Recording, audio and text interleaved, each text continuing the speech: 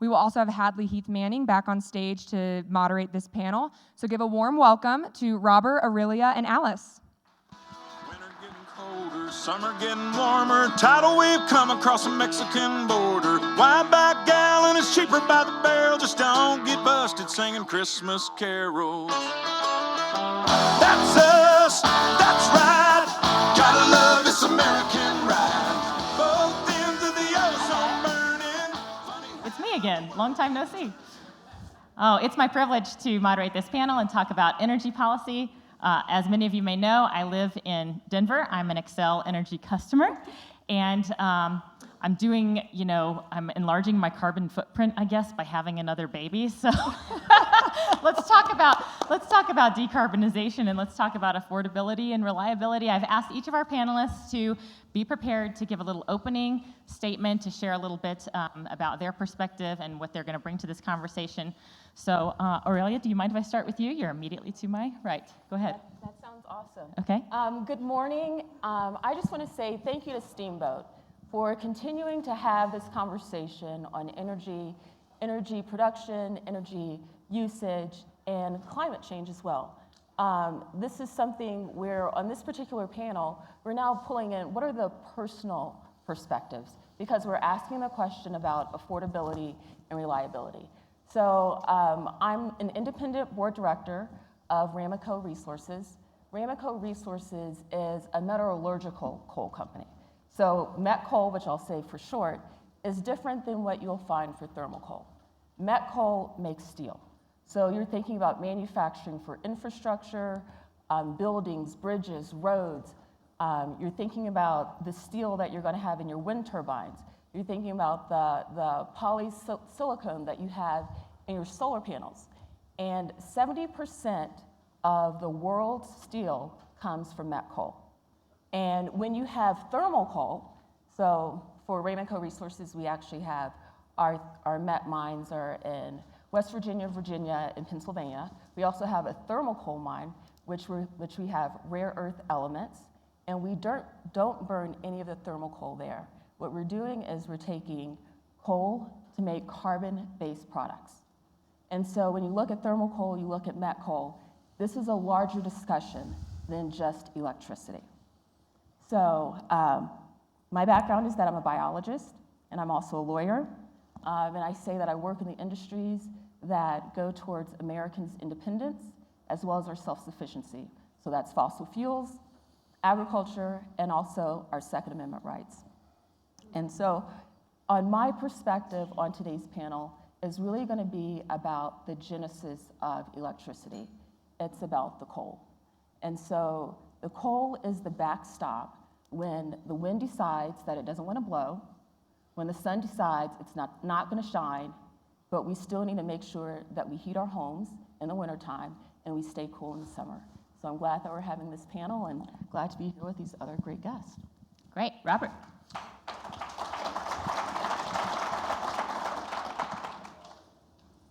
The stakes couldn't be higher. When we're talking about the electric grid, which is our most important energy network, it is the energy network upon which all of our other critical networks depend. We are, pun intended, playing with fire. You saw the news yesterday that Maui County sued Hawaiian Electric. Their ticker symbol is HEI. I encourage you to pull up their investor presentation. It is wall-to-wall ESG. Very little about maintaining the grid. My friend John Harpole is here, and I've talked about an article. I think of a lot of articles that I don't get to write or don't have time to write, but planning to write one about what happened in Maui with the headline, Death by ESG. Hawaiian Electric neglected their most fundamental job of maintaining the grid while talking and spending almost all of their money on renewables. Why do you need to care about the grid? As I said, it's our most important energy network. It is one of the biggest businesses in America. Retail sales of electricity in the United States total about $500 billion per year. So the caption for this title is how the national decarbonization movement is affecting reliability and affordability of electricity. The reality is this, and it is clear, and I've been reporting on this for a long time. This headlong rush for the decarbonization of the electric grid is regressive. All of it, all of the decarbonization policies are regressive. Electric vehicles, electric vehicle charging stations, rooftop solar, all of it is terrible for the poor and the middle class. If you want examples of how this policy is affecting ratepayers, look no further than California. Since 2008, when Governor Schwarzenegger signed an executive order, it didn't go through the California Assembly, signed an executive order mandating the utilities in the state get a third of their electricity from renewables. Residential electric rates in California have gone up at 3.3 times the national average. I could talk, we have 45 minutes, I'm going to shut up in just a second because we agreed we'd have 3 minutes of introductory remarks. The Electrify Everything push that is being pushed in part by the Rocky Mountain Institute, based here in Colorado, which is getting dark money from some of the richest people in the world to push this Electrify Everything push, to push this Electrify Everything movement, all of it is regressive. Latest data from the Department of Energy just came out this week showing that on a per BTU basis, electricity costs more than 3 times as much as natural gas. And yet this Electrify Everything effort is being pushed by the White House and some of the biggest NGOs in America. They are just getting started. 70 communities in California have passed Electrify Everything, electrification mandates prohibiting the direct use of natural gas in homes and businesses. The city of Boston just a few days ago passed a similar measure prohibiting the direct use of natural gas in municipal buildings. The stakes could not be higher. Thank you, Robert. And Alice.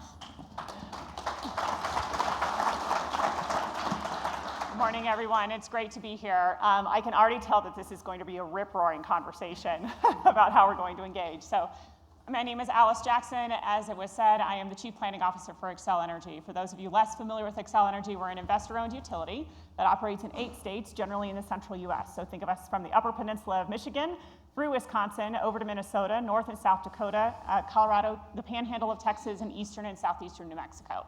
So you can see across that geography, we have a wide range of customer types, urban, rural, and we have a wide range of politics.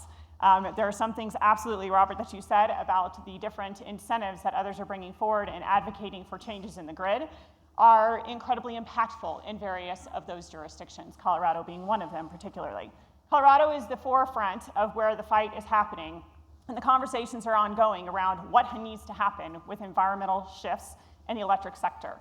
That's not only on the electricity grid, it's also in the natural gas side of the business. So not only does Xcel Energy operate the electric grid, which, thank you, Robert, yes, is foundational to the operations of all of our communities. Its reliability, its integrity, its affordability is key to success as we move forward through time for our energy independence, as well as making sure that we have healthy and robust communities in order to be able to survive and to thrive. However, I will challenge some of the things that Robert shared around the cost and the affordability. I completely agree with him around California, but they were early adopters and they did not measure out the adoption of what they were doing. We were the first utility in the nation to announce that we were going to move to a zero carbon system by 2050 on our electric infrastructure, and then on the gas side to a net zero carbon system in that same time frame. That does not mean we are eliminating natural gas. That does not mean that we are eliminating, and electrifying everything on our systems. We've also been incredibly successful at moving our systems in Colorado and in the Minnesota companies and in Texas and New Mexico to higher penetrations of renewables at lower costs for our customers. And so when you look at the systems, it's not only just on what you're doing, it is how you're going about doing it. We've also been able to maintain or increase reliability for our customers across those systems. Does that get harder? Absolutely. It is complicated to bring in variable energy resources on our systems. It adds risk to what our investors do not want us to be doing. For example, many of our investors, owners, you all and others, are teachers, they're unions, they're organizations that are looking for retirement funds. They do not like risk in our sector. So when we are told by our states or by voters, such as the state of Colorado said back in 2004, thou shalt implement a minimum of 10% of renewables on your system, and we have to go solve those puzzles, we have to turn to the science. And we turn to the science not only in order to drive costs down, but to drive reliability up. And as we improve the science around it, we are able to integrate that into the physics of the system. One of my favorite conversations that I have with our legislators and state level leaders on a continual basis is, I apologize, but regardless of your preferences and your politics, the laws of physics are going to overrule what it is that you decide goes on paper. And that is the conversation we have to continue to have. We will achieve a zero carbon system, and we will figure out how to do it affordably and reliably for our customers. And we're going to continue to look at that over the next 25 years as we continue to make that journey. Thank you, Alice. Robert, I want to start with you. Alice named you. I was hoping you would. If anybody watched the debate on Wednesday night, boy. So we'll try to keep to time limits, and I hope not to have to interrupt anybody. But I do want to give you the chance to respond. Alice, from what she said, it sounds like decarbonization is the right goal. It's just a matter of how you do it. You do it the right way, or you can do it the wrong way. So how do you respond to that, or anything else that Alice that you want to respond to? I agree. The laws of physics are undefeated. But we have to separate the hype from the reality. And we are being inundated with hype, let me be clear. And we're also being inundated, and I will say, I understand Xcel has its footprint, but remember the footprint of the utility sector in the United States is enormous and incredibly complex. We have over 3,300 different electricity providers in America, by far the most diffused ownership of any electric system in the world. Complex, I can't begin to tell you how complex it is, and it's a wonder that all of it works. But let me read back a line, or a statement that was made by the former CEO of Xcel Energy, Ben Folk, who testified before the Senate Environment and Public Works Committee on March 10th, 2021. He said, by 2030, we estimate that renewable energy will make up 2/3 of our energy mix. However, renewable energy can only take us so far. At higher levels of intermittent renewables, the cost of the energy system begins to skyrocket, and its reliability degrades. We will need some form of new carbon-free 24/7 dispatchable generation to remove the last increment of emissions on our system and get to zero. That's from the former CEO of Xcel, not from me. I think this entire net zero push, as I've said, by this administration, it's been adopted by corporate America for a lot of reasons, including they want to get along with regulators. I think it is a date with disaster. Climate change is a concern. It is not our only concern. And what is being sacrificed is the affordability, reliability, and resilience of the electric grid. Aurelia? Yeah, and I would like to add to that. One of the assumptions that's being made here with carbon-free is that it starts right when you have that piece of machine. As I mentioned before with mineralogical coal, there's 70% of that, or 80% that actually goes into the construction of these systems. So look at the carbon footprint from its actual inception, not from when you're placing it on the ground, as well as when it's operating. So that's not something that you see factored in. And then when you're looking at that as in the manufacturing of a wind turbine or a solar panel, let's also think about the minerals that have to be mined in order to go into those. So those are critical minerals or rare earth elements. You're not readily finding those here in the US. Most of the critical minerals that we're getting are the rare earth elements. You're getting them from China. And when you're looking at when it comes to the regulatory systems that are in place either in the US or that you have in China, who's going to do it more responsibly? I would say that happens here in the US. But if you do not have regulations in place that allow you to do that, then that means you have to source it from other places. And that's not sourcing it here from the US. So I would say when you're looking at a carbon-free footprint, look at it from when you're actually manufacturing and what actually goes as an input into those machines. I want to ask, I agree. I want to ask about specifically for Alice, because we've heard mention of some of the trade-offs that come with decarbonization. I've heard Robert mention higher bills, particularly on people who might be low income. We understand that disproportionately lower income people pay a higher portion of their income towards necessities like electricity and heat. We've also heard mention, Aurelia just outlined some of the environmental effects that might come along with the push towards more renewable energy. Do you agree that this is a good picture of what the trade-offs are, or do you have anything else to add? Or I don't necessarily disagree with any of the things that have been said. I completely agree with the quote that you gave in regards to Ben Folk, because we do have to have zero carbon dispatchable resources. And those are things that we're going to have to address, and that's everything from looking at nuclear again and the advanced nuclear that can come to the table. It's deep geothermal. We've incredibly advanced science and technology on exploration and recovery of oil and gas sector. The fracking elements allow us to then look at also deep geothermal in order to use the heat that is more core to the earth in order to create energy and those kinds of things. So there are options that are alternatives. They're not cost effective yet. But we have this time frame, and we have to make the investments, and we have the ability and the science and the integrity in the US in order to be able to make those changes. So those have to come along. Otherwise, we have to continue using some of our existing infrastructure that we have until we have the solutions there.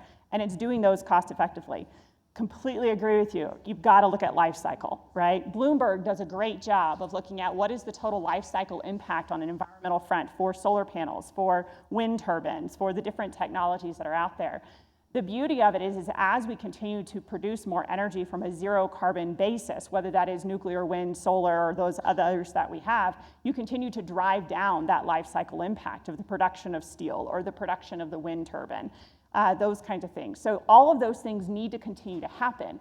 What's amazing about the way that our system has come together is the electric system is the most incredible invention as humankind we have ever put together. But it is a system. It is interconnected in so many different ways. It's not simple enough to sit there and say, just go put a wind turbine in or just go put a solar panel in. Those don't produce all the time when you need them to. And so you have to have something else that fills that gap, which is why battery storage is an interesting component. But that doesn't necessarily work when you have 3 days of a bomb cyclone in Colorado. You run out of the ability to recharge those batteries. So you have to have something else there. And what we're looking at on our systems, and like Ben's quote says, is that we fully expect 2/3 of the installed capacity to be a renewable resource. 1/3 of the installed capacity will not be. And that 1/3 of installed capacity will run actually very infrequently, or it does the essential things of balancing between the other components of the puzzle. This is where the complexity of the system has increased, but you have the ability, in order to bring it together, to produce an outcome that is actually beneficial for our customers. I will completely agree with you. Xcel Energy is uniquely located. In the central US, you have some of the highest wind speeds, and you have some of the best solar. The solution in Georgia is going to be very different, or the things that they can do there are going to be very different than what we do in Colorado or Minnesota. But that is why, as a utility industry, we come together and we talk about the technologies. We talk about moving the electrons across the country and figuring out how do you get them into those locations. And you try and figure out what is the next best solution, because we are committed to our communities on figuring out how to do this. From a cost perspective, we've been in a really good place. But can I follow on that? Sure, Because I Robert. think it's critical to understand it, and I'll take your points. But the investor-owned utilities serve about half of all the ratepayers in the United States. The rest are the cooperatives and public power, publicly owned utilities. I live in Austin. Austin Energy's publicly owned. We have 2,000 of those. We have 800 co-ops, about 180 investor-owned utilities. But the thing that I worry about is I look at the system. We live in a civilization that's a network of networks. And it's particularly true with the electric grid. As I said before, it's a marvel it works at all, given the complexities. And some of that complexity is the inheritance of the New Deal. The co-ops are living remnants of the New Deal and the Rural Electrification Administration.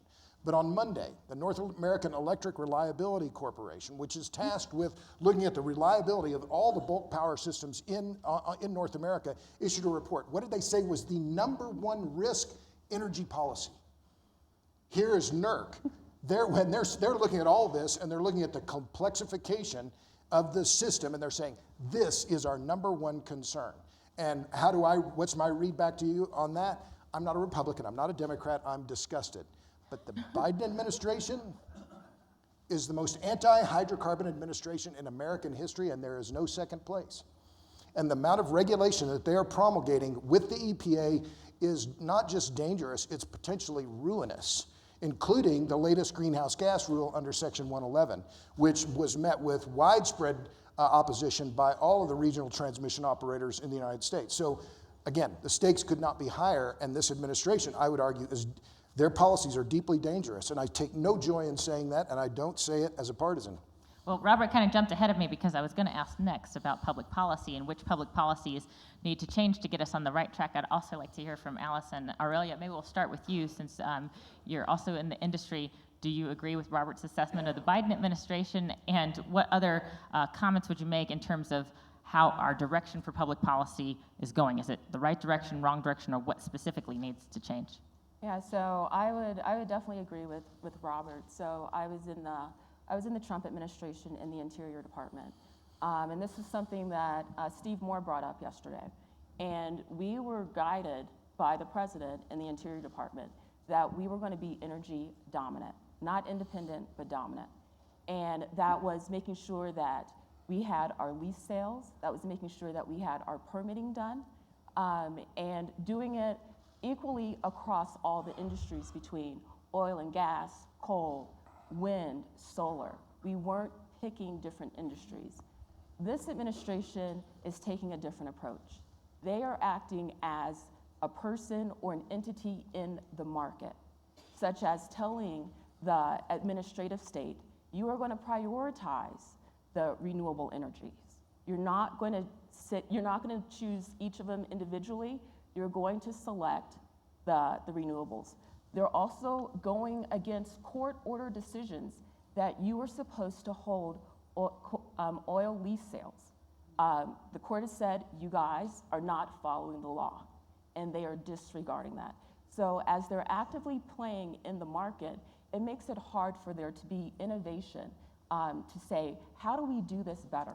So there should be all of the above energy sources that we use, from oil, coal, solar, wind. But if you have the administrative state that's acting, you have the executive branch that's also acting, but then you also have, for example, the climate czar, who's going around to different events such as the World Economic Forum.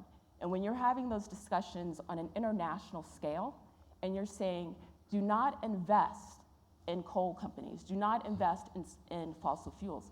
So as I'm sitting in these board meetings, we're having the discussion of the financial institutions are not lending.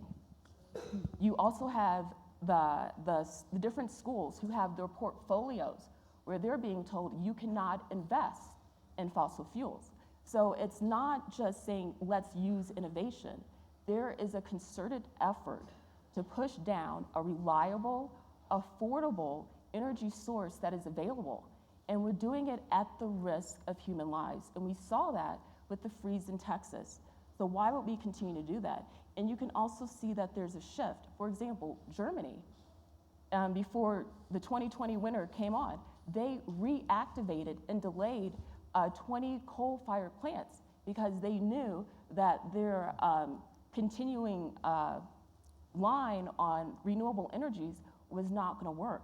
So I think that there's a lot of other underlining tones that are going into this whole decarbonization movement that's not explained, and we need that information to come forward so that we can make those right decisions, use innovation so that we can reach whatever goal that makes sense. Alice, what would you add or say about the state of public policy? What public policies do you think need to change? Yeah, I do believe that public policy is one of the greatest risks to our success or failure in continuing to advance the grid in a way that is affordable and reliable for our customers. But I see it from a slightly different perspective. Pieces of, I think one of the things that is a tone or a theme that I hear here is selecting the technology is the wrong thing to do. I'm wholeheartedly in agreement with that. Somewhere out there, some middle schooler has some great idea that's going to come forward and solve all kinds of things for us. I mean, the iPhone and the adoption of the iPhone curve and everything along those lines was incredible, and we didn't know about it 5 years before we seem to all have them in our pockets. The same thing's going to happen on the technology front, is there going to continue to be evolution and opportunities. So selecting technologies and putting that in legislation or in public policy today is a dangerous thing to do because it's really hard to unwind that when you have something better to go forward with. Innovation needs to be a focus. We have to continue driving those needs. As a utility sector, I feel incredibly fortunate that and responsible for the fact that I have to bring the problems that we have unsolved forward. You know, what are the gaps that we have? But I also have concerns. We do have policies that are coming out that we're looking at and going, okay, having a arbitrary cap on the amount that you can use a certain type of resource on your system can be incredibly dangerous in extreme weather conditions, like Winter Storm Uri that you were referencing in Texas. At the end of the day, I cannot compromise reliability for my customers. That is the one thing at the top of the list, regardless of when you are asked, your politics or where you come from, that you depend on, is that I have to provide the electrons for your home or the molecules for your home for you to heat it, cool it, stay comfortable, stay alive, stay healthy. And so I cannot, as a corporation or as a company, make decisions that's going to compromise that and put that at jeopardy, which is what we are committed to doing. But it isn't I only do this or I only do that. I have to braid it together and figure out how do I solve the problems. And do it in a way that doesn't break the bank for my customers. Public policy sometimes doesn't have the patience for us to be able to do that in the most affordable way for our customers. And when our regulators have responsibility and oversight on recovery for investments we're making, if we do something that they don't agree with, that is a risk for our corporation as well. And those are coming to a head right now in various states across this country on how do we answer those questions, how do we approach the problems. My job now inside of the organization is the physics. I have to deliver on the physics for my customers. And I have to do that in a way that doesn't compromise the ultimate cost. I want to get back to something else. The laws of physics are a limiting factor. The laws of our country, our public policies, those are important, but there's also laws related to the market. Both Aurelia and Robert have mentioned, or at least have alluded to, ESG and the phenomenon of the changes that we're seeing in terms of what I see as market manipulation. But I'd like to hear from you guys about what ESG is, why it poses a threat, and how it relates to this discussion that we're having about energy development and delivery. Since you mentioned ESG in your opening remarks, why don't you expound on it a little bit? So what does ESG stand for? Well, the E stands for emissions and the S and G are silent.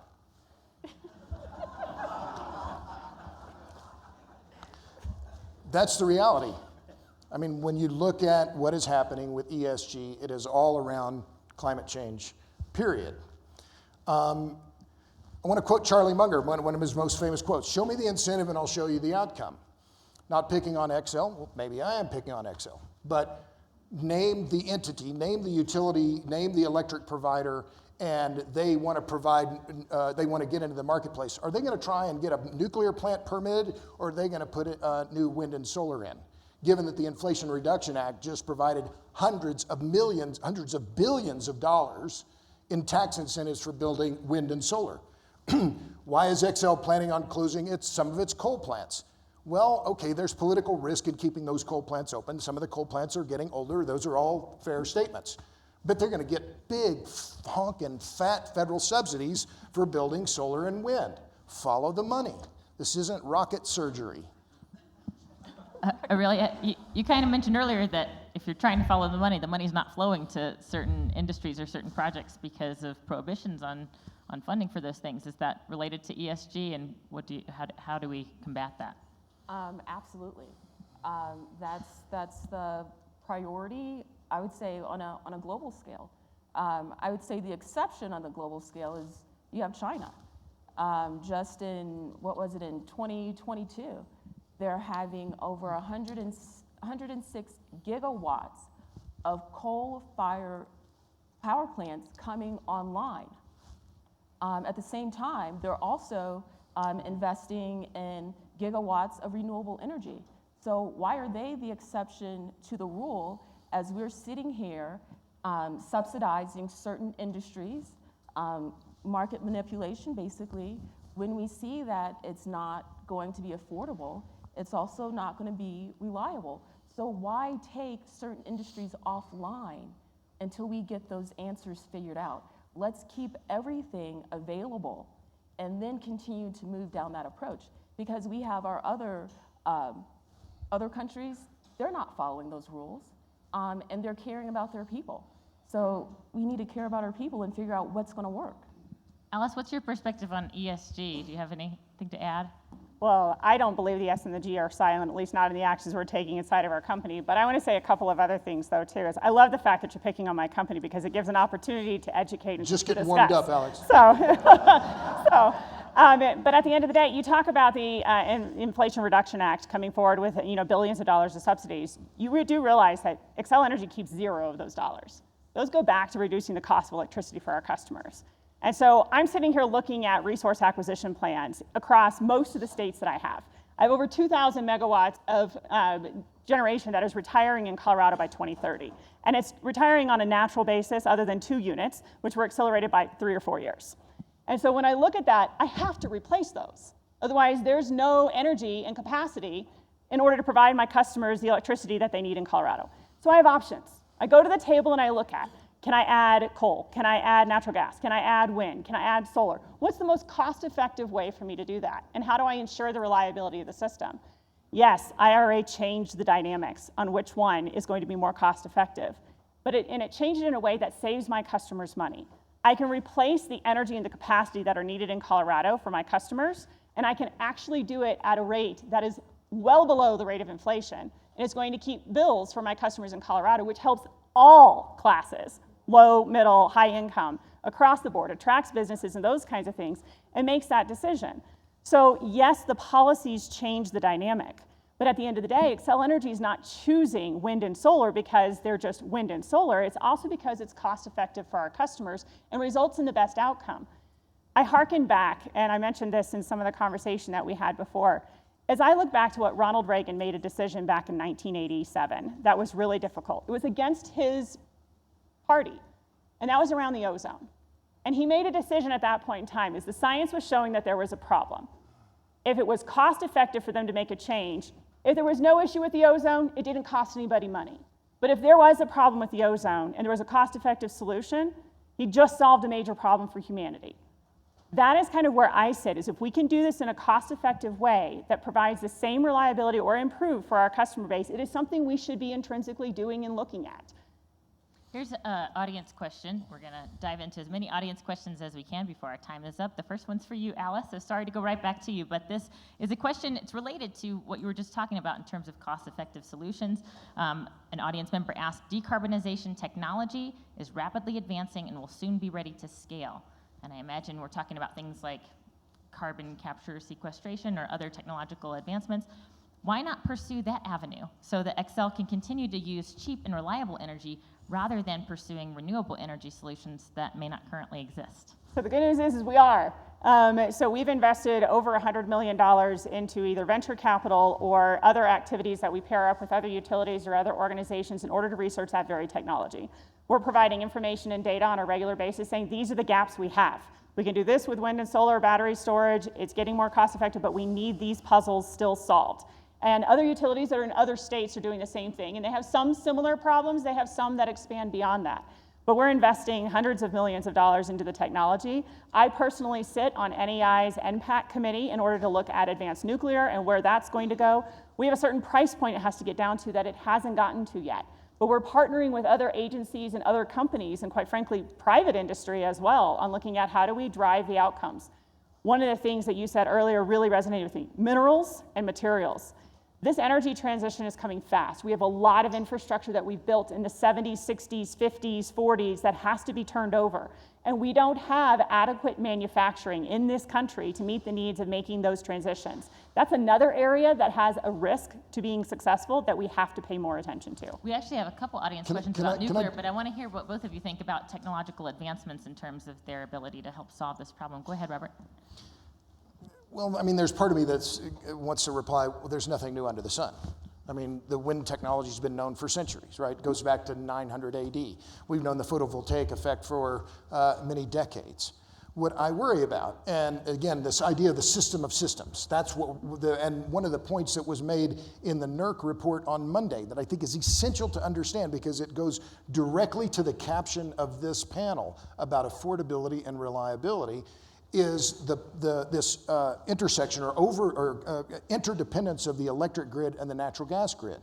What's the punchline here? We're becoming far too dependent on natural gas. I love natural gas. I'm adamantly pro natural gas. For more than a dozen years, what's my platform been? End to end, natural gas to nuclear. But what happened during Winter Storm Uri in Texas, what happened? We didn't have enough gas to fuel the power plants. The power plants were, the grid operator was cutting off some of the power to the gas processors, so it was a unvirtuous cycle of too much reliance on gas that couldn't be delivered to the gas plants that then couldn't deliver electricity to the customers.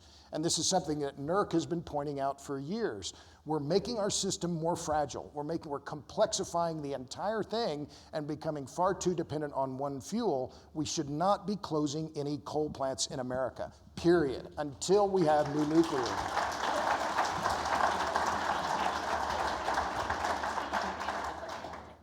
Aurelia, any comments on technology or nuclear?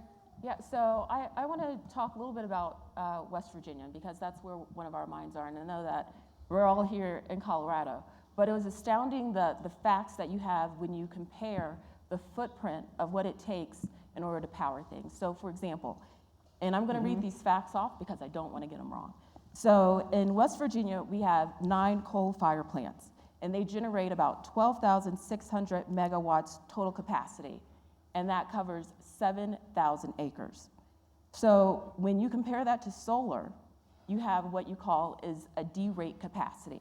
And so that's where you have to backfill again when you're when the sun doesn't want to shine. You're going to have to backfill that so that there isn't any gaps on the delivery, and that's an 81% reduction. So that means for the 1 megawatt of coal, you have to produce 5.2 megawatts from solar. So if you want to produce the 12,600 megawatts that you get in West Virginia from coal, that means that that's 65,000 megawatts that you have to get from solar. So let's talk about the footprint. I mentioned that was 7,000 acres. That means if you're going to lay out all your solar panels, you're looking at 74,000 acres.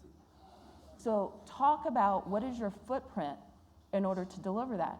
And I said that it was an 81% D-rate capacity. When you're looking at wind, it's 93%, so it's even higher. So when you look at those numbers, think about what is the footprint that you're putting on the ground. Think about that that's homes, that's habitat for wildlife. Where is all of that space going to go? That's food. So those are other things that we have to think about when it's not just electricity. Great. I'm going to ask each panelist if there's anything else they'd like to say. I've asked them to keep it to 1 minute here in closing, but I just want to hear some last words from each person before we wrap up. And we'll start on the other side this time, Alice. So wrap things up for us, guys. Oh, absolutely. So appreciate the opportunity. I think at the end of the day, the message that I'm conveying is it's not all wind and solar. It's not all natural gas and coal. It is a pragmatic approach to figuring out how do we solve the puzzle that delivers on a reliable system that's cost effective for our customers. That's not going to be easy. It's going to take a lot of technological innovation. It's going to take a lot of complexities in our systems. And the system of systems is absolutely already incredibly complex. Moving forward is something we have to be cautious about. And there are dangers absolutely in taking the wrong steps. We will make some missteps as we go along the way, and we're going to have to correct for those, which means that we're going to have to at times overbuild in order to make sure that we keep the integrity of the system where we need it to be. But I appreciate sharing thoughts. I love the debates and digging in because it is going to take all of us to figure out exactly how this looks best for us going forward. Flattered to be here. These issues are my purpose and my passion. 45 minutes, look, I could talk all day on this, believe me. I have too many opinions to keep them all to myself. So these are the most important issues of our day. So I encourage you to get involved. I encourage you to stay involved. When I get asked by different people, well, how do we change this? And my answer is, I'm not being a sarcastic, pack a lunch, because these issues are going to be around for a long time. And the money, the media, and the momentum is not on the side of pragmatic energy solutions, energy and power systems. It is on the side of intermittent weather-dependent renewables. And the disparity in the funding is just staggering. The final pitch, you don't have to read my book, you just have to buy it. It's called A Question of Power, Electricity and the Wealth of Nations. Tell your friends, tell your neighbors, tell everyone you know. Follow me on Substack, robertbryce.substack.com. Thank you.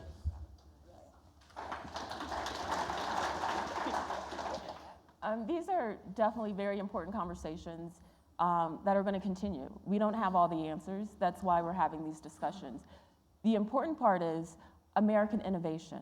We have always been able to meet the challenge. Whenever it came to the Industrial Revolution, then when we came out with the environmental laws, we have figured out solutions, but it takes us to be able to have the discussions, to figure out what are the solutions.